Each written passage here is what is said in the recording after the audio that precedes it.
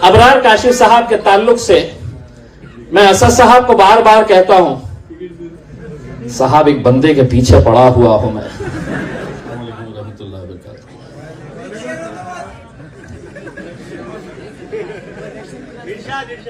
अबरार भाई को सुनने के बाद कोई दूसरा उनके बाद खड़े रहे, ये बहुत ही गलत तरीके से मुझे फंसाया गया है। अबरार भाई वाकई में ये जो नज़म है आपकी, ये आज के जो हालात हैं, हम सभी मिलकर ये दुआ करें कि हमारा फितनाए दज्जाल भी बहुत जल्द ख़त्म हो जाए। जिस हालात से हम गुजर रहे हैं, अबरार भाई ने बिल्कुल सही बात कही है। अबरार भाई मेरे लिए सिर्फ एक शायर ही नहीं है, एक बहुत अजीम शख्सियत है, मेरे भाई है, दोस्त है, और मैं उनका बहुत बड़ा फैन हूं। यकीनन उन्होंने एक बात कही है कि हम दोनों जो काम कर रहे हैं वो मोहब्बत का काम कर रहे हैं। मैं सियासत के जरिए कर रहा हूं और वो साहित्य के जरिए कर रहे हैं। उन्होंने कहा कि इम्तियाज जलील मुझे बिगाड़ना भी चाहते हैं करके। मैं कैसे बिगाड़ना चाहता हूं उन्हें ये भी बताना जरूरी है, और यकीनन आप लोग मेरा साथ देंगे इन्हें बिगाड़ने में। दरअसल मैं अबरार भाई को जब से करीब से देखने लगा, उनसे बार बार मिलने लगा, इसमें कोई दो राय नहीं है कि जिस मुशायरे की निजामत अबरार काशिफ साहब करते हैं उसकी कामयाबी 200% की गारंटी देती है। तो जब से मैं अबरार भाई के करीब आया, मैं आज तकरीबन 2 साल पहले अबरार भाई 2019 में मैंने 2019 में मैंने अबरार भाई को यह कहा था, अबरार भाई चलिए सियासत के मैदान में उतरा जाएगा। और मैं लगातार जब भी उनसे मिलता हूं उन्हें ये बार बार ये दावत देता हूं, अबरार भाई अगर पार्लियामेंट के अंदर मुझे खड़े रहना और जिन जिन मुद्दों के ऊपर बोलना तो मुझे तकरीर करना पड़ता है, वो लोगों को समझ में आ जाती मैं जो बोल रहा हूं। अगर आप खड़े रहे और ये नज़म पढ़ दे तो दज्जाल को समझने के लिए कम से कम 8 दिन लग जाएंगे कि क्या कहा है।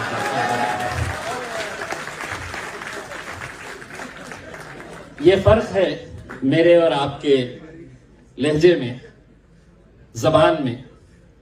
मैं तो बैठे बैठे अबरार भाई को जब सुन रहा था, मैं ये सोच रहा था कि काश मैं भी उर्दू पढ़ लिया होता, सीख लिया होता, तो शायद मैं भी शायर बनने की कोशिश करता, ये सियासत के दलदल में नहीं आकर गिरता।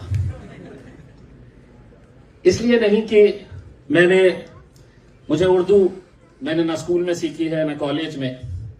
उर्दू अगर कहीं से सीखी है तो पड़ोस में रहने वाले बशर नवाज साहब से सीखी है, और चूंकि पड़ोसी थे तो हमारा हक उनकी शायरी के ऊपर ज्यादा था। करोगे बात याद तो हर बात याद आएगी। आज यकीनन बशर नवाज साहब का इंतकाल हो गया है, वो इस दुनिया में नहीं है, लेकिन जैसा सोहेल ने बताया है, इस शहर की एक तहजीब रही है। इस शहर के अंदर उर्दू अदब, शायरों की अगर हम लिस्ट बनाने की शुरुआत करें तो इतने सारे नाम वहां पर आ सकते हैं। बशर नवाज साहब नहीं है, लेकिन उनकी गली से गुजरो तो उनका वो शेर याद आता है कि गली के मोड़ पे सुना सा कोई दरवाजा, तरसती आंख से रास्ता किसी का देखेगा, निगाहें दूर तलक जाके लौट आएगी, करोगे याद तो हर बात याद आएगी। मैं तो अबरार भाई ये चाह रहा हूं कि 20 नवंबर तक एक 4-6 प्रोग्राम्स और ले लीजिएगा यहां पे। 20 नवंबर को इलेक्शन है और मुझे हर रोज इतनी बकवास सुनने को मिलती है कितने दिनों के बाद मैं भी अपने आप को बड़ा फ्रेश महसूस कर रहा हूं। अबरार भाई, आपका एक शेर है जो मैं यकीनन अपने पास रखा हूं। जब ये नौजवानों का जोश देखता हूं तो आप ही का शेर, ये बकवास जब मैं बाहर सुनता हूं तो आप ही के शेर, अगर तुम हो तो घबराने की कोई बात नहीं है, अगर तुम हो तो घबराने की बात थोड़ी है, जरा सी बूंदाबांदी है, बहुत बरसात थोड़ी है। तो ये शेर पढ़ लेता हूं और अपने आप में हिम्मत पैदा कर लेता हूं, अरे जरा सी बूंदाबांदी है, कौन सी बरसात है।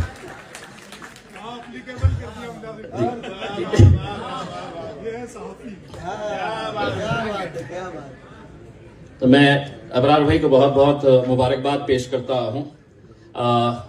अबरार भाई, आज यकीनन सोशल मीडिया का दौर है और हमने बहुत सारे शायरों को देखा है जो दुनिया में मशहूर हुए हैं, तो वो सोशल मीडिया का सहारा लेकर अपनी मकबूलियत उन्होंने हासिल की है। ये आपके टैलेंट का नतीजा है कि बगैर सोशल मीडिया के ऊपर आए हुए आज सारी दुनिया अबरार काशिफ का नाम जानती है, आपके कलमात को जानती है। ये आपका हुनर है, ये टैलेंट है। और अबरार भाई, सही मानों में अगर देखा जाए तो जब आप बोलते हैं तो ऐसा लगता है कि आप बोलते ही जाए, रुके ना। लेकिन आज आपने इस शहर को चुना, अपने इस YouTube को, आपके सोशल मीडिया को लॉन्च करने के लिए।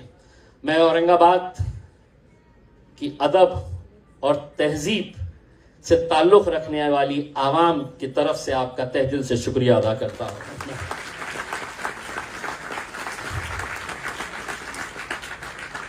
अबरार भाई, मैं आईजे फेस्टिवल ऑर्गेनाइज करता हूं और उसमें मुशायरा भी होता है। आप भी उस मुशायरे के अंदर आए हैं। लोग मुझसे पूछते हैं अब तो हार गए, होगा क्या आईजे फेस्टिवल? वो सियासी हार थी, लेकिन इस बार भी होगा। और आज अपने औरंगाबाद की आवाम की तरफ से मैं आपको अभी से ही दावत दे रहा हूं, आपको आना है और इस नज़म को जरूर सुनाना है हमें। आपने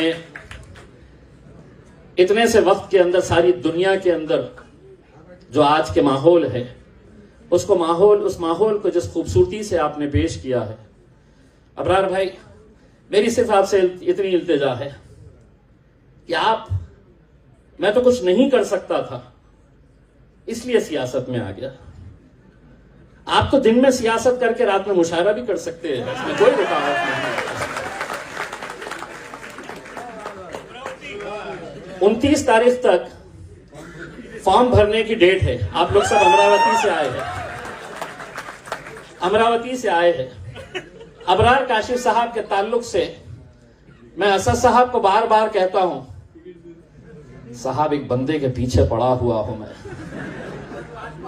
अगर उन्होंने हाँ बोल दिए तो हमको 50 जीत के आने की जरूरत नहीं है, 2-5 ही रहेंगे तो अल्हम्दुलिल्लाह काफी रहेंगे वहां। मैं अमरावती, अकोला और अबरार भाई के साथ जितने भी लोग आए हैं, आप मुझे फोन कर देना। समृद्धि मार्ग की वजह से अमरावती 3 घंटे का सफर हो गया है। 3.25 घंटे के अंदर एबी फॉर्म आपके हाथ में रहेगा इंशाअल्लाह। जोरदार तालियों से आप है तो अबरार भाई के लिए। और मैं इसलिए अबरार भाई, मैं बहुत सारे शायरों को जानता हूं, मैं बहुत सारे लोगों को जानता हूं, लेकिन ऐसा नहीं है। आज अगर आप मेरे पास देखेंगे तो सुबह से लेके रात तक, देर रात तक हमें टिकट चाहिए। भावी आमदारों की कमी नहीं है। मेरी पार्टी में तो भरमार है, यहाँ पे ढूंढे तो यहाँ से निकल रहे हैं, यहाँ से निकल रहे हैं। लेकिन शायद मैं आपको पूरी जिम्मेदारी और पूरी यकीन के साथ कह रहा हूं, अबरार भाई एक अकेले आप ऐसे वाहिद शख्स हैं जिसके पीछे इम्तियाज जलील और असदुद्दीन अवैसी साहब पड़े हैं कि अबरार भाई आइए सियासत के मैदान में आप लोगों का बहुत बहुत तहे दिल से शुक्रिया अदा करता हूँ। Thank you very much.